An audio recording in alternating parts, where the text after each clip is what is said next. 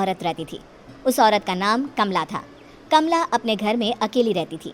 उसके पति की सारी जायदाद उसके नाम हो गई थी, पर सभी गांव वाले उस औरत को मनहूस औरत समझा करते थे और सभी उससे नफरत किया करते थे। एक बार कमला राशन की दुकान पर खाने का सामान खरीदने जाती है। भैया जी, जरा 1 किलो दाल चावल देना। अरे हाय हाय हाय हाय हाय, अरे मनहूस औरत, मेरी दुकान में अपशुगन करवाने आ गई क्या है? चल जा यहाँ से, मैं कुछ नहीं देने वाला तुझे। भाग भाग यहाँ से, चल जा निकल।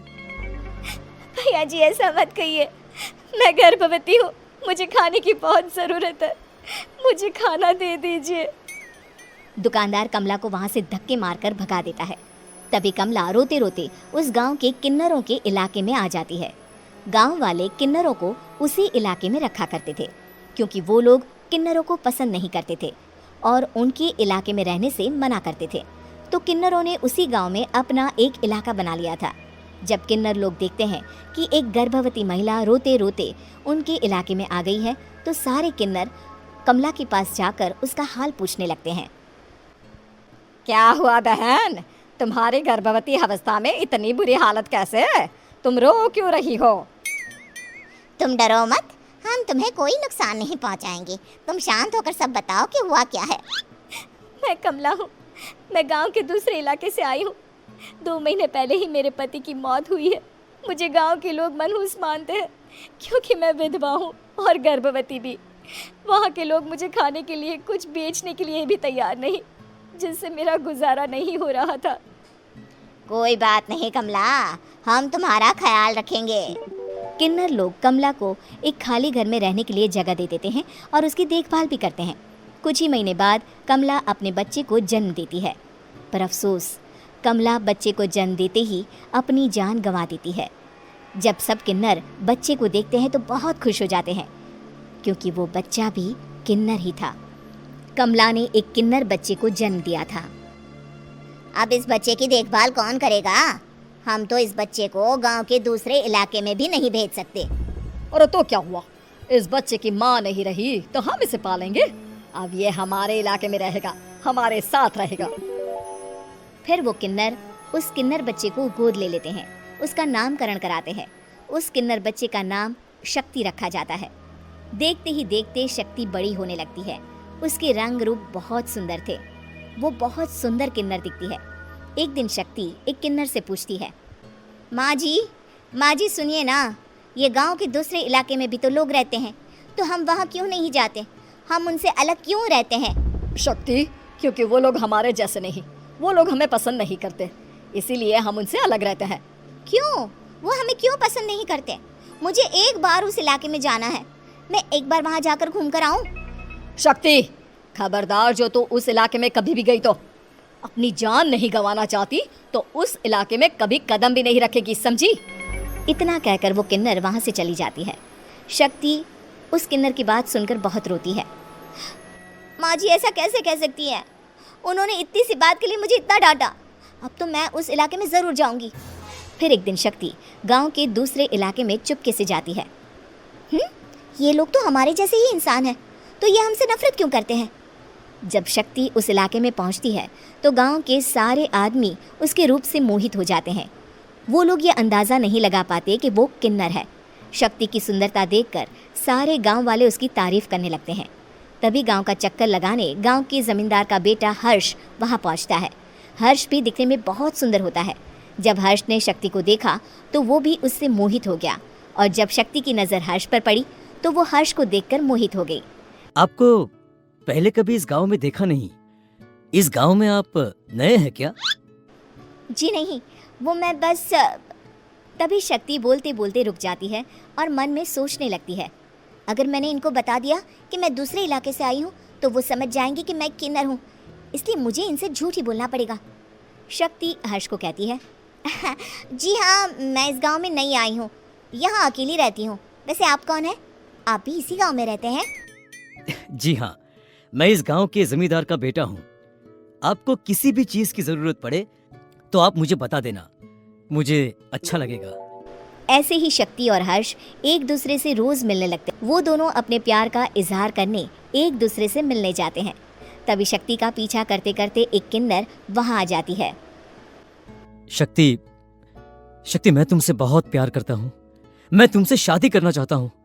क्या तुम मुझसे शादी करोगी? हाँ हर्ष, मैं तुमसे शादी करूंगी, पर मैं तुमको अपने बारे में एक सच्चाई बताना चाहती हूँ जो मैंने तुमसे छुपा कर रखी है। तभी उनके बीच में ही वो किन्नर आ जाती है। शक्ति, तेरी हिम्मत कैसे हुई ऐसा करने की? वो किन्नर शक्ति को खींचकर गांव के जमींदार के पास ले जाती है। हर्ष भी वहां शक्ति को बचाने के लिए पहुंच जाता है। जमींदार शक्ति और हर्ष के प्यार के बारे में सुनकर गुस्से में आ जाता है और शक्ति को गांव के बाहर निकालने की सजा देता है।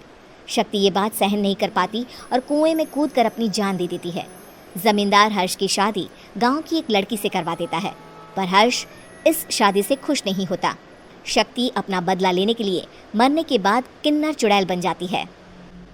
अब मैं इन गांव वालों को नहीं छोड़ूंगी, अब इनसे मैं अपने प्यार का बदला लूंगी। किन्नर चुड़ैल गांव वालों को परेशान करना शुरू कर देती है। एक बार वो रात को गांव के खेतों में पहुंच जाती है और वहां आग लगा देती है। सारी फसल जल के राख हो जाती है। जब एक आदमी रात को उठकर देखता है कि खेत में आग लग गई है तो वो वहां पहुंच जाता है। वो देखता है कि खेतों के बीचों बीच एक किन्नर चुड़ैल खड़ी है और वहां खड़े होकर ताली बजा रही है। गांव वाला किन्नर चुड़ैल को देखकर बेहोश हो जाता है। जब सुबह उस आदमी को होश आता है तो वो सीधा जमींदार के पास जाता है। अरे जमींदार साहब, अरे वो किन्नर चुड़ैल ने मेरी सारी फसल जला दी। अब मैं क्या करूंगा? क्या होगा मेरा? जमींदार चुड़ैल किन्नर का नाम सुनते ही सब कुछ समझ जाता है। अब वो बहुत डर जाता है। उसी रात को जब जमींदार डर के मारे अपने कमरे में सो नहीं पाता, तभी वहां अचानक से किन्नर चुड़ैल आ जाती है। किन्नर चुड़ैल जोर जोर से जमींदार के आगे खड़ी होकर हंसने लगती है और ताली बजाने लगती है। जमींदार उस डरावनी किन्नर चुड़ैल को देखकर बहुत डर जाता है। तूने मेरे साथ बहुत बुरा किया, अब मैं तुझे जान से मार दूंगी। नहीं नहीं नहीं नहीं नहीं, मुझे माफ कर दो, मुझे मत मारो। मैं कभी ऐसा दोबारा नहीं करूंगा। अब तुम जो बोलोगी वही मैं करूंगा। ठीक है, मैं चाहती हूँ कि किन्नर इलाका गांव के इलाके से जुड़े और गांव का कोई भी आदमी किन्नर समाज से द्वेष ना करे, उससे नफरत ना करे, नहीं तो मैं सारे गांव को मार दूंगी। और तुम गांव में एक नया कानून बनाओ कि अगर किसी ने भी किन्नर समाज को हानि पहुंचाने की कोशिश भी करी या इनसे भेदभाव करने की भी कोशिश करी तो उनको कड़ी से कड़ी सजा मिलेगी। हाँ हाँ हाँ हाँ, मैं ऐसा ही करूंगा। तुम जो बोलोगी वो मैं करूंगा, पर मुझे जाने दो प्लीज। तब वो किन्नर चुड़ैल वहां से चली जाती है। गांव का जमींदार किन्नर चुड़ैल का कहा मानते हुए दोनों इलाकों को एक कर देता है और नया कानून भी लागू कर देता है। तब से वहां किन्नर समाज और बाकी गांव वाले नहीं होंगे ऐसे केले, पीले पीले केले खाइए। ये कहकर रोहना हाथों में 4 केले लिए उन्हें सर्कल में जोर जोर से हवा में उछालती हुई करतब दिखाती है, जिसे देखकर आसपास के सारे बच्चे अपने अपने मम्मी पापा से उस औरत के पास जाने की जिद करने लग जाते हैं। पापा, ऐसा तो सर्कस में बॉल से होता है ना, ये आंटी तो केले से कर रही है। चलिए ना पापा, देखते हैं। रोहना एक पतली सी तार पर चलती हुई केलों से करतब दिखाती है। आते जाते सभी लोग बाहर रुककर उसके करतब देखते हैं और वाह वाही करते नहीं थकते। जैसे ही एक आदमी पास आकर उसे पैसे देने लग जाता है, तब वो कहती है, अरे नहीं नहीं साहब, मैं करतब तो बच्चों के मन को बहलाने के लिए करती हूँ। धंधा तो मेरा केले का है। पीछे देखो मेरी रिड्डी, जो भी मेरे केले खाएगा मेरी तरह चुस्त दुरुस्त और तंदुरुस्त हो जाएगा। पता चलता है क्या कि मेरी उम्र 55 की है। अरे पर ऐसे ठंड के मौसम में कोई केला क्यों खाएगा? ये ऐसे वैसे केले नहीं है साहब, ये शरीर में गर्मी देते हैं। ठंड को दूर भगाए जो भी रोहिणा के केले खाए। पापा, अगर मुझे केले नहीं मिले तो मैं घर नहीं जाऊंगी। तभी उसके पापा कहते हैं कि बेटा, केले ठंड में कभी गर्मी नहीं देते। ये सब कहने की बातें हैं, सामान बेचने का तरीका है इनका। पर पिंकी नहीं मानती। मैं केले खाऊंगी। पिंकी की जिद के आगे नत्थू हार जाता है और उसे केले खरीद कर दे देता है। पिंकी खुश होकर केले घर ले आकर खाती है। अब मैं भी करतब करूंगी, कितना मजा आएगा। जादुई केले। पिंकी पहला केला खत्म भी नहीं करती कि वो बेहोश हो जाती है। दूसरे केले से एक काला धुआं आता है और रोहना चुड़ैल बनकर बाहर निकल आती है। मेरे भूतिया केले बच्चे न खाए, ऐसा हो ही नहीं सकता। जादूपुर वालों, कब तक बचोगे?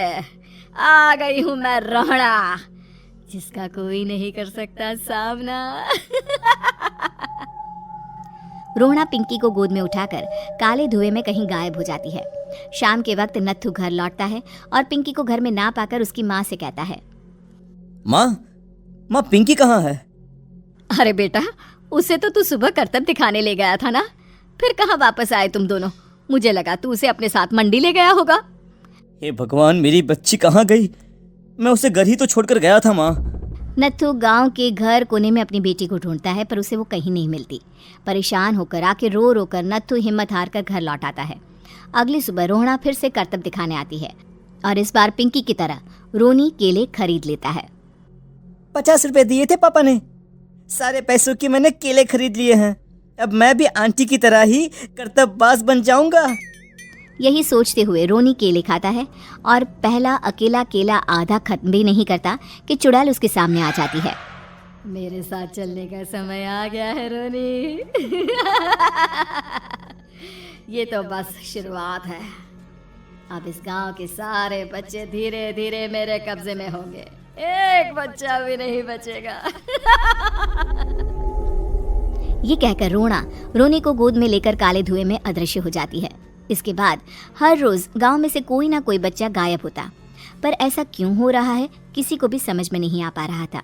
रोज की तरह अपनी बेटी पिंकी की तलाश में नत्थू गांव के एक तालाब के पास बैठा रो रहा था। कहाँ गई मेरी पिंकी? शकुंतला के जाने के बाद एक वही तो मेरा सहारा थी। अरे उसकी आत्मा कोस रही होगी मुझे कि मैं अपनी बच्ची को संभाल भी नहीं पाया। नत्थू ये कहता हुआ रो ही रहा था कि तभी तालाब में से उसे शकुंतला की आवाज सुनाई देती है। कहाँ थी तुम शकुंतला? हमारी बच्ची और सारे गायब हुए बच्चे रोहड़ा के कब्जे में हैं। वो बच्चों को जो केले देती है उससे बच्चे बेहोश हो जाते हैं और उसके कब्जे में आ जाते हैं और वो उन्हें ले जाकर काली दुनिया में ले जाती है। पर वो ऐसा क्यों कर रही है? ये मैं नहीं जानती, पर उस दुनिया का रास्ता मैं आपको बता सकती हूँ।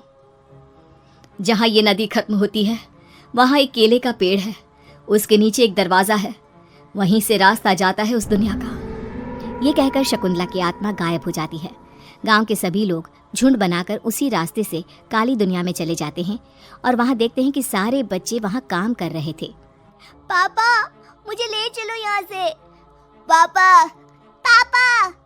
सभी बच्चे अपने मम्मी पापा से लिपट जाते हैं। तो तुम लोग यहाँ तक आ गए? क्यों हमारे बच्चों को पकड़ लिया तूने? तुझे शिकार ही बनाना है तो ले, हम सब आ गए हैं, हमें खा ले। नहीं, मुझे बच्चे चाहिए। मेरे बच्चे के बदले तुम लोगों के बच्चे। क्या मतलब? मैं इसी गांव में रहने वाली एक औरत थी। केले की चोरी के इल्जाम में मेरे बेटे को गांव वालों ने इतना मारा कि वो मर गया। उसी दिन मैंने ठान लिया कि गांव वालों का भी वही हाल करूंगी। कुछ दिन बाद बेटे के चले जाने के दुख में मैं भी मर गई और मेरी भटकती आत्मा एक चुड़ैल बन गई और फिर मैंने बदला लिया तुम सबके बच्चे छीनकर। बर्दाश्त नहीं कर पाए ना? सोचो मुझ पर क्या बीती होगी। हमें माफ कर दो रोहड़ा, पता नहीं ये किसकी गलती थी, पर हम सभी माफी मांगते हैं। हमारी खुशियाँ लौटा दो, तुम भी तो एक माँ हो। गांव वालों की बात सुनकर रोहड़ा का मन पिघल जाता है और वो बच्चों को छोड़ देती है। उसके बाद काली दुनिया बच्चों के लिए जादुई दुनिया बन जाती है।